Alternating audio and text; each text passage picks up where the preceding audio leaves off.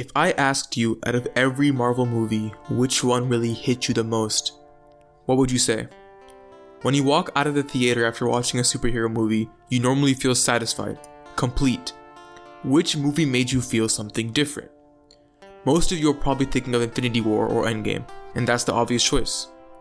We saw our heroes die. We saw our heroes sacrifice everything. When you walk out of the theater after seeing this,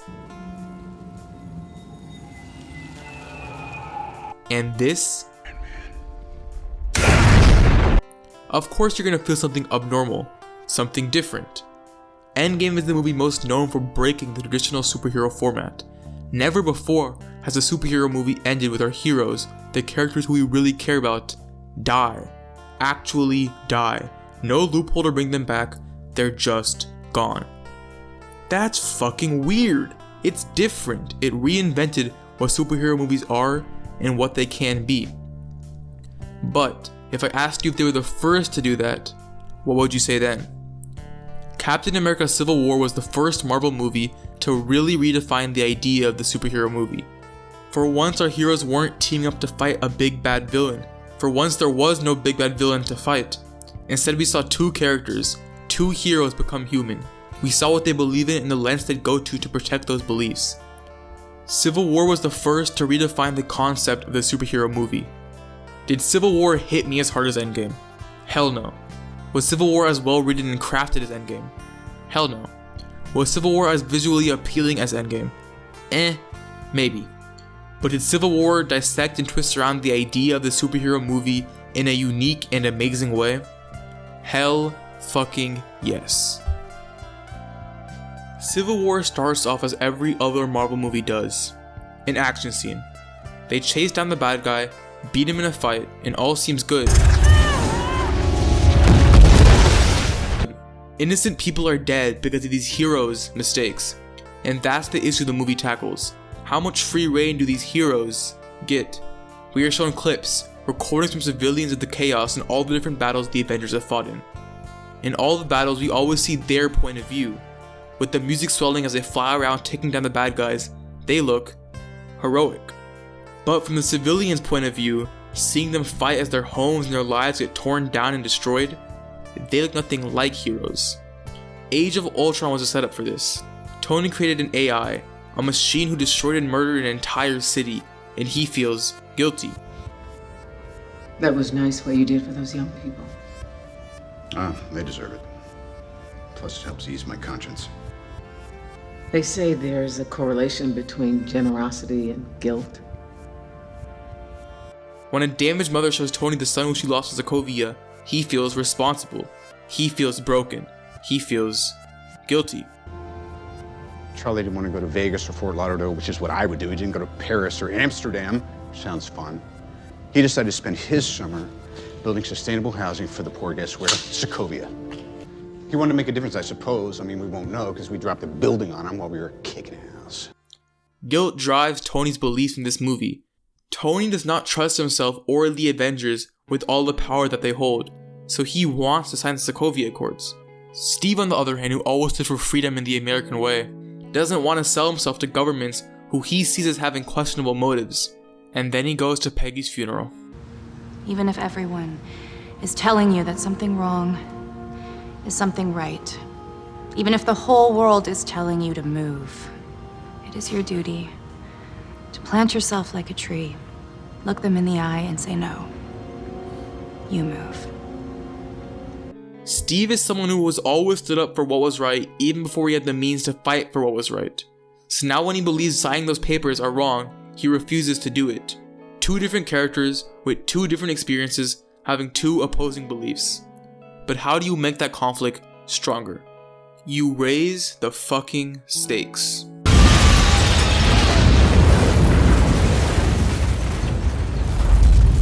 The explosion of the meeting, T'Chaka's death, and the framing of it on Bucky made this conflict between Steve and Tony stronger. It made it more irreparable. By the way, this introduction of T'Challa as the Black Panther was a great fucking way of introducing him to the MCU. They didn't just give him a cool cameo in a fight scene like they normally do. They gave him a legitimate character arc about revenge and its costs. It was in the background obviously, but it was still there and it immediately made me like his character. But we'll get more into that later. Back to Steve and Tony. After Bucky escapes, Tony is tasked with stopping them, while they are trying to stop Zemo from activating super soldiers, while everyone is gathering up their superheroes to help their side. Then they all meet up at the airport, and with Steve refusing to give up, the airport battle commences. There's nothing that special about this fight scene. We get to see Spider-Man in action for the first time, but the one thing that I love about this scene is the conversations between them. We have conversations like this. We're still friends, right? Depends on how hard you hit me. And this. You got hard, kid. Where you from? Queens? Brooklyn. That show us that they don't want this. That they still see each other as friends. And the fact that they still see each other as friends means that this conflict and tension isn't unfixable. And it isn't. Despite Rhodey getting hurt, Tony finds out that he was wrong, that Bucky was being framed, and through Sam's help, he goes to Steve and they form a truce. And then they reveal it. Zemo has killed the agents they have been trying to stop this whole movie. Civil War tricks you. They make the ending look cliche. The heroes finally stop fighting and work together to beat the big bad guys in the third act. But that's not what happens. Instead, we find out, just like they do, that Zemo never wanted to activate these Hydra agents. Remember when I talked about raising the stakes?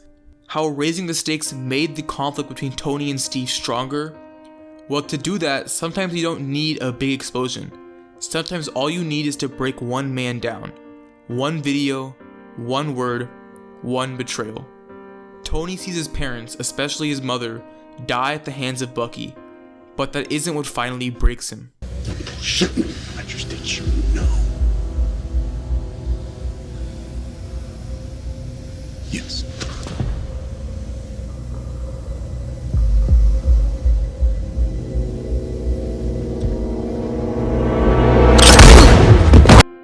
We can see the feeling of betrayal in Tony's eyes, and then we can see that feeling of betrayal turn into pure anger. They fight as the building falls around them. Tony knows that Bucky didn't have a choice in what he did, but This isn't gonna change what happened. I don't care. He killed my mom. rage has completely overtaken him. The shots in this scene are some of the best shots I've seen in a Marvel movie. We get this wide shot of Steve and Bucky working together to take down Tony, and then the camera cuts between them when Tony separates them. And then we get this line. He's my friend. So was I. So was I. The entire movie, after everything that happens, no matter how much they disagreed, they still saw each other as friends. Not anymore. We then cut to Zemo, and here we finally find out who Zemo is and what his motives are. Zemo, the antagonist of this movie, was the perfect reflection of the path that T'Challa was going down. Revenge and rage had completely overtaken Zemo's life, and T'Challa, realizing that that's what he was turning into, decided to let go of that vengeance. He didn't kill the man who killed his father. He didn't let him kill himself. Instead, he did what was right and made him face proper justice. Vengeance has consumed you. It's consuming them. I'm done letting it consume me.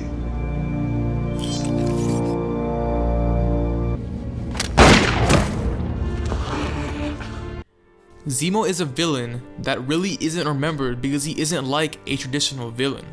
He didn't have any cool powers, he wasn't after world domination, he didn't even want to kill any of the Avengers. The entire movie, he's a mystery. To us, it seems like he's some kind of special Hydra agent or super assassin. The whole movie, they make you think that he wants power in the form of activating these super powered spies. He seems like the normal Marvel bad guy with the normal Marvel bad guy goals. But instead, Zemo is nothing like that. Instead, Zemo is a man who is broken. And the dust cleared, and the screaming stopped. It took me 2 days until I found their bodies. And the Avengers, they went home. Just like this woman and thousands of other people, A man who lost everything and everyone who he loves because of Tony Stark and because of the Avengers. In this moment, you understand Zemo. He's a man who lost everything and now has nothing left to lose. He wasn't after power in any form like we see in the forgettable Marvel villains. The fact that this movie didn't end with a CG fight scene with super agents is something surprising, is something special. Instead, we got true character moments. Instead, through Zemo, we are reminded of the movie's themes. I think it's great that those themes are never fully answered and that we are left questioning the villainy of this villain and the heroism of these heroes. I think it's a fucking tragedy that Zemo isn't remembered as much as he should be. He was the perfect antagonist for two different themes, for T'Challa and for Steve and Tony. While this is happening, Steve and Tony are still fighting. This whole conflict started because Steve was reminded of who he was and who he still is. Someone who always stands up for what is right no matter what, no matter how beaten, no matter how outmatched. I can do this all day.